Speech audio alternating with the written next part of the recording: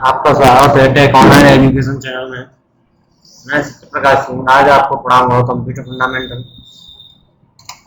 Computer fundamental में आपको computer क्या है यानी कि कंप्यूटर की परिभाषा, कंप्यूटर की पीढ़ियाँ कितने प्रकार की होती हैं पीढ़ियाँ, कंप्यूटर का वर्गीकरण, कंप्यूटर के अवयव, हार्डवेयर एंड सॉफ्टवेयर।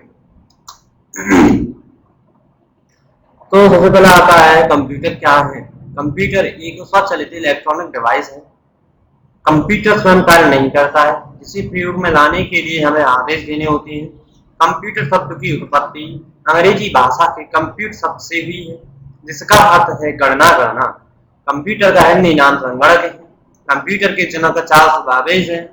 भारत में निर्मित प्रथम कंप्यूटर का नाम सिद्धार्थ है। कंप्यूटर की पीढ़ियां। आधुनिक कंप्यूटरों के इतिहास को तकनीकी विकास के अनुसार निम्न भागों में बांटा गया है। प्रथम पीढ़ी 1940 से 1969 जिसमें वैक्यूम ट्यूब का प्रयोग हुआ है। द्वितीय पीढ़ी 1959 से 1965 तक जिसमें ट्रांजिस्टर का प्रयोग हुआ है। तृतीय पीढ़ी 1965 से 1971 तक इंटीग्रेटेड सर्किट का प्रयोग किया था, आईसी जिसे कहते हैं। चतुर्थ पीढ़ी है हमारी 1971 से 1980 तक चली थी, इसमें VLSI माइक्रो प्रोसेसर का प्रयोग हुआ था। VLSI होता है very large scale integrated circuit. पंचम पीढ़ी 1980 से ऑनवर्ड यानी अब तक ULSI ultra large scale integrated circuit का प्रयोग, माइक्रो प्रोसेसर का प्रयोग हुआ था। अब आती है हमारी प्रथम पीढ़ी। प्रथम पीढ़ी में यानी इस पीढ़ी के कंप्यूटरों में वैक्यूम ट्यूब का प्रयोग होता है। इस पीढ़ी की कंप्यूटरों की गति मिली सेकंड में मापी जाती है। इनका उपयोग मुख्यतः वैज्ञानिक स्तर पर, बाद में सामान्य व्यापार सिस्टम में किया जाने लगा, जैसे ENIAC, यूनिवैक, मार्क 1 आदि प्रथम पीढ़ी के कंप्यूटर हैं। द्वितीय पीढ़ी 1959 से 1965 तक इस पीढ़ी के कंप्यूटरों में ट्रांजिस्टर का प्रयोग होता है। इस पीढ़ी के कंप्यूटरों की गति माइक्रो सेकंड में मापी जाती है। इनका उपयोग मुख्यतः इंजीनियरिंग, डिजाइन, व्यापक व्यवसाय आदि में किया जाने लगा, जैसे IBM 1602, CDS 3600, RCA 501। ये हमारे द्वितीय पीढ़ी के कंप्यूटर्स थे। और भी हैं तृतीय पीढ़ी 1965 से 1971 तक इस पीढ़ी के कंप्यूटरों में इंटीग्रेटेड IC का प्रयोग होता है। इस पीढ़ी के कंप्यूटरों की गति नैनो सेकंड में मापी जाती है। इनका उपयोग मुख्यतः डाटाबेस मैनेजमेंट, ऑनलाइन रिजर्वेशन आदि में किया जाने लगा, जैसे IBM 307, MCR 395, B6500 आदि। चतुर्थ पीढ़ी 1971 से 1980 VLSI। इस पीढ़ी के कंप्यूटरों में VLSI माइक्रो प्रोसेसर का प्रयोग होता है। इस पीढ़ी के कंप्यूटरों की गति पिको सेकंड में मापी जाती है। इनका उपयोग मुख्यतः फंड ट्रांसफर, व्यक्तिगत आदि में किया जाने लगा। इस पीढ़ी के जो कंप्यूटर थे हमारे PC और IBM होता है इंटरनेशनल बिजनेस मशीन। PC के अंदर हमारे डेस्कटॉप पर्सनल कंप्यूटर आते हैं, जिसमें डेस्कटॉप, लैपटॉप, आमटॉप ये सभी हमारे PC के अंतर्गत आ जाते हैं। पंचम पीढ़ी 1980 से अब तक, इसमें इस पीढ़ी के कंप्यूटरों में ULSI माइक्रो प्रोसेसर का प्रयोग होता है। इनका उपयोग मुख्यतः कृत्रिम ज्ञान क्षमता यानी आर्टिफिशियल इंटेलिजेंस आदि में किया जाने लगा, जैसे कि रोबोटिक्स, सुपर कंप्यूटर आदि। और जो कृत्रिम ज्ञान क्षमता हमारी है, जैसे कि हमें मौसम विभाग के बारे में जानकारी प्राप्त करनी है तो वो सुपर कंप्यूटर के द्वारा पाई जाती है, यानी कि वो पंचम पीढ़ी में ही आता है। तो अब आता है हमारा कंप्यूटर का वर्गीकरण। अब कंप्यूटर का वर्गीकरण दो प्रकार से किया गया, कार्य के आधार पर और आकार के आधार पर। तो कार्य आकार के आधार पर हमारे 4 प्रकार से हुआ और कार्य के आधार पर 2 प्रकार से हुआ। आकार के आधार पर micro computer, mini computer, main frame computer, super computer, और कार्य के आधार पर एनालॉग कंप्यूटर, डिजिटल कंप्यूटर और हाइब्रिड कंप्यूटर। अब आता है हमारा आकार के आधार पर। तो आकार के आधार पर माइक्रो कंप्यूटर है पहला। तो ये कंप्यूटर इतने छोटे होते हैं कि इन्हें डेस्क पर सफलतापूर्वक रखा जा सकता है। आधुनिक युग में माइक्रो कंप्यूटर फोन के आकार, पुस्तक के आकार तथा घड़ी के आकार में उपलब्ध है। इनका उपयोग व्यवसाय तथा चिकित्सा के क्षेत्र में किया जाने जाता है, जैसे desktop, desktop computer, laptop computer, palm top computer आदि इसके उदाहरण हैं। मिनी कंप्यूटर, ये माइक्रो कंप्यूटर की तुलना में आकार में बड़ी, अधिक कार्यशील और शक्तिशाली होती हैं। इनमें एक से अधिक सीपीयू होती हैं। इनका उपयोग प्राय बैंक कार्यालयों में किया जाता है। मिनी कंप्यूटर की गति 10 से 30 मेगा इंटरेक्शन पर सेकंड होती है। जैसे स्क्रीन के जो कंप्यूटर है HP 9000, RISC 6000, AS400 आदि। मेन फ्रेम कंप्यूटर, ये आकार में बहुत बड़े, इनकी संगणन क्षमता बहुत अधिक होती है। इन पर एक या एक से अधिक व्यक्ति एक समय में एक से अधिक कार्य कर सकते हैं। जैसे IBM 4300, वेक्स 8842 आदि। सुपर कंप्यूटर, ये कंप्यूटर सर्वाधिक गति, संग्रह एवं उच्च विस्तार वाले होते हैं। इनका आकार एवं सामान्य कमरे के बराबर होता है। विश्व का प्रथम सुपर कंप्यूटर क्रे रिसर्च कंपनी द्वारा वर्ष 1976 में विकसित क्रे 1 था। भारत द्वारा निर्मित प्रथम सुपर कंप्यूटर का नाम परम है। इसका विकास सीटेक ने पुणे में किया है।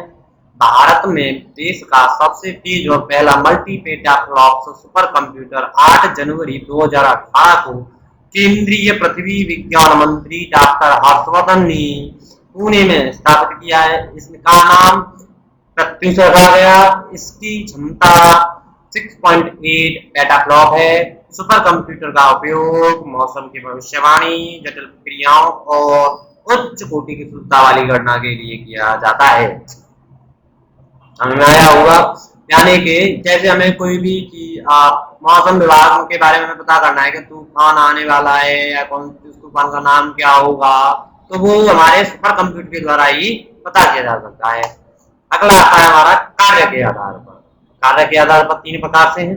एनालॉग कंप्यूटर, ये कंप्यूटर अंकों पर कार्य न करके भौतिक रूप में उपलब्ध डाटा पर कार्य करते हैं। जैसे पेट्रोल पंप मशीन, स्पीडोमीटर, घड़ियां, विद्युत मीटर, थर्मामीटर आदि। डिजिटल कंप्यूटर, ये कंप्यूटर अंकों पर कार्य करते हैं जो बाइनरी डिजिट में के रूप में होते हैं। जैसे डिजिटल घड़ियां, कैलकुलेटर आदि। हाइब्रिड कंप्यूटर, इन कंप्यूटरों में एनालॉग एंड डिजिटल दोनों के गुण होते हैं। जैसे रोगी के तापमान या धड़कन आदि को नापने की मशीन या ECG, डायलिसिस, इनका उपयोग ज्यादातर हॉस्पिटलों में किया जाता है। अब आता है हमारा कंप्यूटर के अवयव। Input devices, output devices, CPU, central processing unit, memory, ठीक है, ये हमारे कंप्यूटर के अवयव होते हैं यानी पार्ट्स। तो सबसे पहला आता है इनपुट डिवाइस। ये वे हार्डवेयर होती हैं जो डाटा को कंप्यूटर में भेजती हैं। बिना इनपुट डिवाइस के कंप्यूटर टीवी की तरह दिखने वाली एक ऐसी डिस्प्ले डिवाइस हो जाता है जिससे यूजर कोई कार्य नहीं कर सकता। जैसे keyboard, mouse, trackball, joystick, light pen, barcode reader, OMR, OCR, scanner आदि इनपुट डिवाइस के उदाहरण हैं। ये हमारी सभी इनपुट डिवाइसेस हैं। तो अगला आता है कंप्यूटर को आउटपुट डिवाइस। तो इस डिवाइस का प्रयोग CPU से प्राप्त परिणामों को देखने अथवा प्राप्त करने के लिए किया जाता है। आउटपुट डिवाइस आउटपुट को हार्ड कॉपी अथवा सॉफ्ट कॉपी के रूप में प्रस्तुत करती है। सॉफ्ट कॉपी यह आउटपुट होती है जो यूजर को कंप्यूटर के मॉनिटर पर दिखाई देती है अथवा स्पीकर में सुनाई देती है, जबकि हार्ड कॉपी वह आउटपुट होती है जो यूजर को पेपर पर प्राप्त होती है। जैसे monitor, printer, plotter, speaker, projector आदि।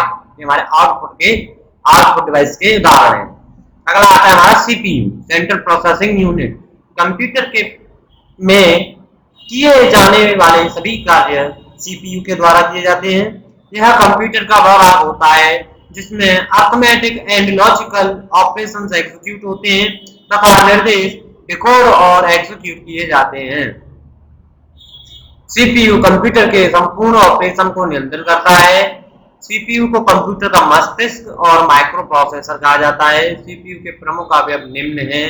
नंबर 1, कंट्रोल यूनिट जो CU, जो किसी भी चीज को कंट्रोल कर सकता है उसे हम कंट्रोल यूनिट कहते हैं। पूरे कंप्यूटर को ये कंट्रोल करता है CPU हमारा। तो यह CPU का सर्वाधिक महत्वपूर्ण भाग है। यह कंप्यूटर के सभी भागों के कार्यों पर नजर रखता है और उनमें परस्पर तालमेल बैठाने के लिए उचित आदेश भेजता है। ALU, अर्थमेटिक लॉजिक यूनिट, दूसरा नंबर है इसका। सीपीयू के लिए सभी प्रकार की अंकगणितीय क्रियाएं और तुलनाएं या तर्क इसी अवयव में की जाती हैं। अंकगणितीय क्रियाएं जोड़ना, घटाना, गुणा, भाग, ठीक है। तुलनाएं दो अंकों के बीच में तुलना करना, दो संख्या दे दी वहां पर 2 और 2, ठीक है। तो इसमें पूछेगा दोनों बराबर हैं या छोटी बड़ी कौन सी है, या फिर ऐसे आ सकता है कि 3 और 5 में से कौन सी संख्या बड़ी है या कौन सी संख्या छोटी है, ठीक है, या तीनों दोनों बराबर है संख्याएं। अब आता है मेमोरी। मेमोरी कंप्यूटर का वह भाग है जिसमें सभी डाटा व प्रोग्राम स्टोर किए जाते हैं। मेमोरी की क्षमता मेगाबाइट में मापी जाती है। यह कंप्यूटर के सीपीयू का एक भाग होती है और उससे मिलकर संपूर्ण कंप्यूटर बनाती है। मेमोरी दो प्रकार की होती है, प्राइमरी मेमोरी और सेकेंडरी मेमोरी। समझ में आ गया होगा। अब आती है हमारी प्राइमरी मेमोरी। इसे आंतरिक मेमोरी भी कहा जाता है क्योंकि यह कंप्यूटर के सीपीयू का ही भाग होती है। इस मेमोरी के कंटेंट्स यानी डाटा कंप्यूटर बंद होने पर नष्ट हो जाते हैं। इस मेमोरी का आकार सेकेंडरी मेमोरी की अपेक्षा सीमित होता है, परंतु इसकी गति बहुत तेज होती है ताकि किसी डाटा की जरूरत होने पर तुरंत प्राप्त किया जा सके। प्राइमरी मेमोरी दो भागों में बांटा जा सकता है। नंबर 1 रोम और नंबर 2 रैम। रैम और रोम, ठीक है। रैम होती है हमारी रैंडम एक्सेस मेमोरी, रोम होती है रीड ओनली मेमोरी। तो नंबर 1 आती है हमारी रैंडम एक्सेस मेमोरी। यह मेमोरी एक चिप की तरह होती है जो मेटल ऑक्साइड सेमीकंडक्टर से बनी होती है। रैम में उपस्थित सभी सूचना अस्थायी होती है और जैसे ही कंप्यूटर की विद्युत सप्लाई बंद कर दी जाती है वैसे ही समस्त सूचनाएं नष्ट हो जाती हैं। रैम एक वॉलेटाइल मेमोरी है। रैम का उपयोग डाटा को स्टोर करने तथा मेमोरी में उपस्थित डाटा को पढ़ने के लिए किया जाता है। रैम दो प्रकार की होती है, डायनामिक रैम और स्टैटिक रैम। तो डायनामिक रैम इसे डी रैम भी कहते हैं। डायनामिक डी रैम चिप के स्टोरेज सेल परतों में यानी सर्किटों में एक ट्रांजिस्टर और एक कैपेसिटर लगा होता है। डी रैम को बार बार रिफ्रेश किया जाता है जिसके कारण इसकी गति धीमी हो जाती है। इस प्रकार डी रैम चिप जैसी मेमोरी की सुविधा देता है जिसकी सूचना बिजली बंद करने पर नष्ट हो जाती है। ऐसे स्टैटिक रैम है, इसे एस रैम भी कहते हैं। इसमें डाटा तब तक संचित रहता है जब तक विद्युत सप्लाई ऑन रहती है। एस रैम में स्टोरेज सेल परतों में एक से अधिक ट्रांजिस्टर लगी होती हैं। समझ में आ गया होगा। तो दोस्तों अगला आता है रोम। तो रीड ओनली मेमोरी। इस मेमोरी में उपस्थित डाटा तथा निर्देश स्थायी होते हैं जिस कारण इन्हें केवल पढ़ा जा सकता है, परंतु इन्हें डाटा और निर्देशों में परिवर्तन करना संभव नहीं है। डाटा और निर्देशों के अस्थायी होने के कारण कंप्यूटर की विद्युत सप्लाई बंद होने पर भी इस चिप में वही सूचनाएं संरक्षित रहती हैं। अर्थात रोम नॉन वॉलेटाइल मेमोरी है। रोम निम्न प्रकार की है, programmable read only memory, erasable programmable read only memory, electrically erasable programmable read only memory.